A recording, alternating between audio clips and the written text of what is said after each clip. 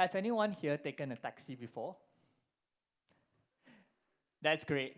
I'm pretty sure that you can relate to the experience of getting in a taxi, hoping that you'll get a quiet taxi ride, but then the driver drags you into a conversation. Now, I can vividly recall the time where I got into the taxi hoping for a nice, quiet taxi ride, but then it became a long rant by the driver about his life, about how his kid doesn't want to go to school, about how his mother-in-law secretly hates him, and he went on and on and on. It's safe to say that I learned more than I ever needed to know about that man that night. Much of the conversation was filled with complaints, and a lot of the words used were things that I am not going to say on this stage. But if I were to summarize for you what he was trying to express, he was trying to say that he has lost his job. His kids were still young, and he was the sole breadwinner of his family. You see, he used to be a coal miner, and the government had shut down the coal mine due to environmental concerns. Without other qualifications or government assistance, his colleagues and him literally lost their jobs almost overnight. So to make ends meet, he had to become a taxi driver. I did ask him though, what could have been done better? And he reflected and said that he wished that the Malaysian government would have assisted him during the transition period. So that's my first story. Notice that the taxi driver knew what the issue at hand, but he couldn't do anything about it. Now, his story may sound unique, but you'll be surprised about how common it actually is. In my next story, I'll illustrate to you how, even when people know the issue at hand, they take steps to try to resolve the problem, but they may not be in the right position of power, nor have access to the right resources to take appropriate action. I spent 4 years of my undergraduate studies living and working with the rural indigenous communities deep in the jungles of Malaysian Borneo.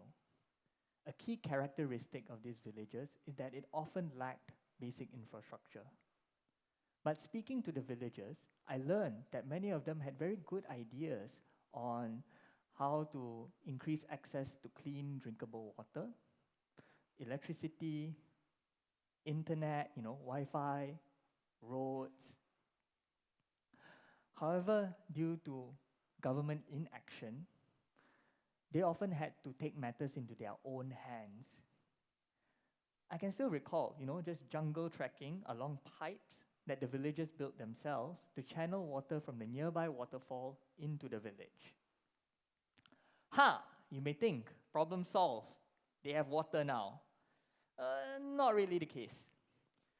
You see, what they still lacked was access to treated clean water that's safe to drink.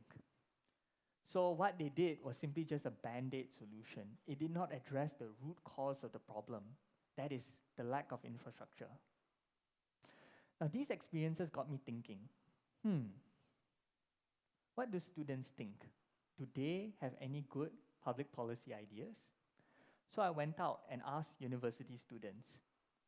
And to no surprise, a lot of them had a lot of very good ideas. Everything ranging from how to optimize usage of the washing machines to how to reduce crowds at sports facilities so that more people can enjoy the amenities. So from taxi drivers to indigenous communities to students, everyone, a lot of people, have very good ideas. So why then do we still have public policy problems? Well, sometimes it's because there's a gap between the aspiration of the world that they want to see and the reality that is in front of them. Also, there could be asymmetric information. The stakeholders are not talking to one another. Let us revisit the case of the taxi driver. All the taxi driver wanted to do was to maintain his lifestyle and provide for his family in the best way he knew how. And that was to be a coal miner. That was the only thing he knew how to do, and he has been doing it for his whole life. The loss of his job was a great blow to him. On the other hand, we had the policymakers. They wanted to pursue an environmentally friendly policy without taking into account the livelihoods that would have been impacted. For both parties, their aspirations did not materialize in the way that they had intended it to. It's strange, right? Many of us would agree that we bounce around ideas on a daily basis about how to improve this, how to improve that. Often, these come in the form of complaints. Let's be real here. Sometimes, these ideas are actually constructive ideas that could lead us to somewhere.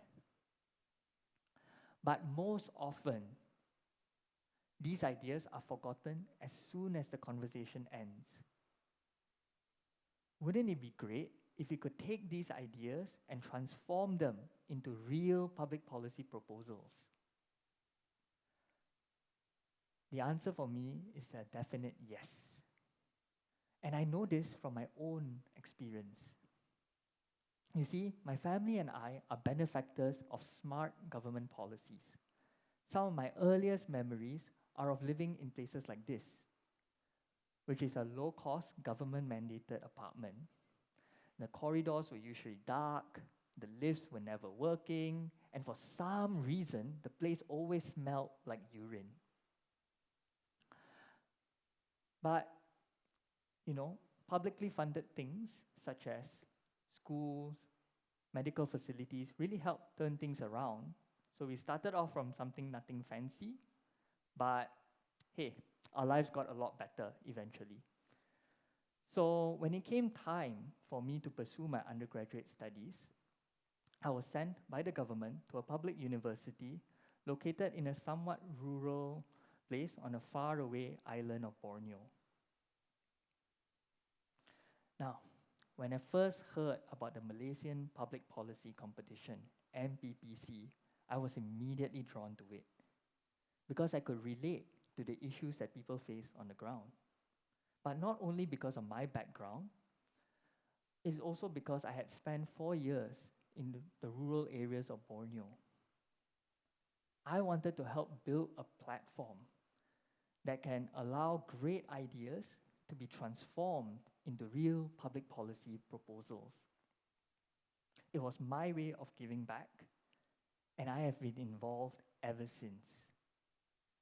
Through my participation in the program, I learned that public policy is both an art and a science.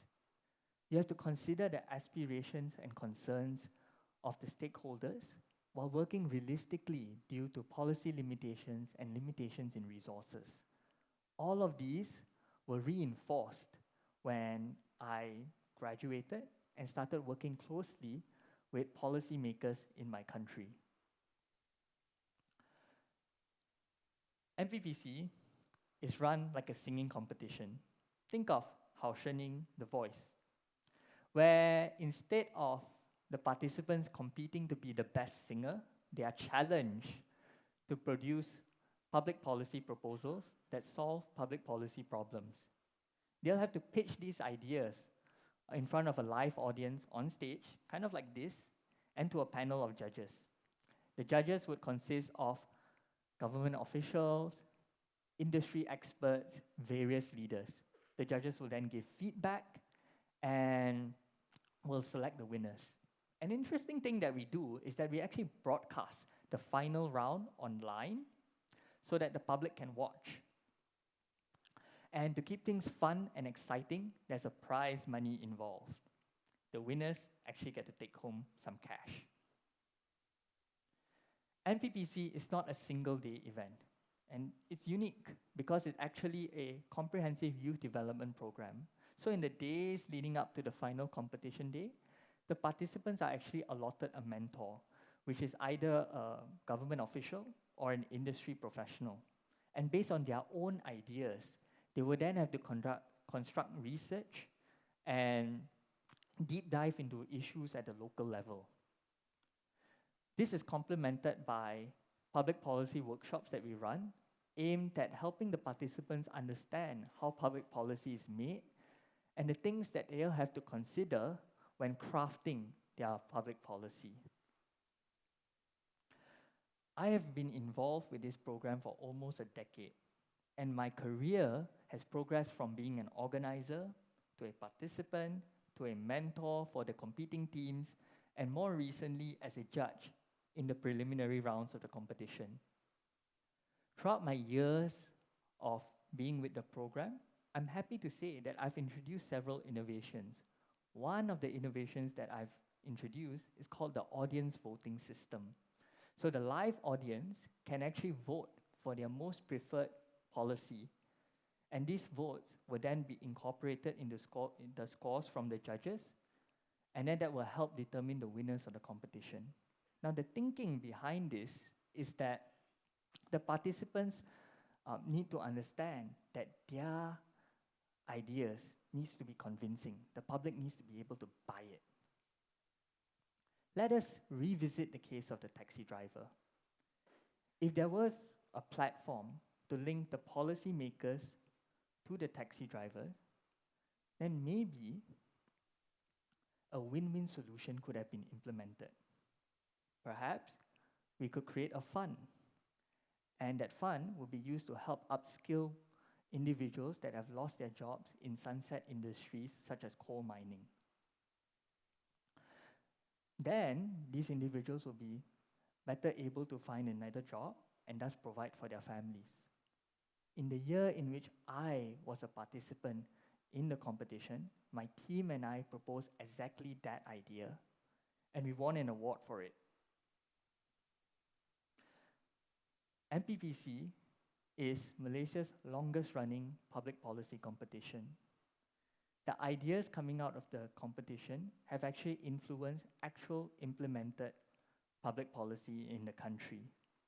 And the format has been so popular that it has been adapted to many other niche topics. For example, there's now a mental health case policy competition run by a Malaysian NGO aimed at raising awareness on mental health issues in the country. I am here today because I've grown through my participation in the program. And I've stayed for so long because I'm inspired by the impact that it creates. I really do believe that MPPC is a great platform to help facilitate communication between different stakeholders, as well as to bridge the gap between aspiration and reality. At the end of the day, MPPC is simply just a means to an end. But I'd like to leave you with this.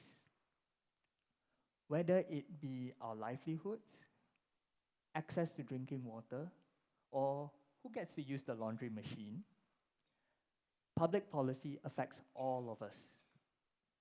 And some of the best ideas come from people like you and me. You don't have to be an expert to start thinking about public policy, because all of us have the inherent ability to produce good ideas. Thank you.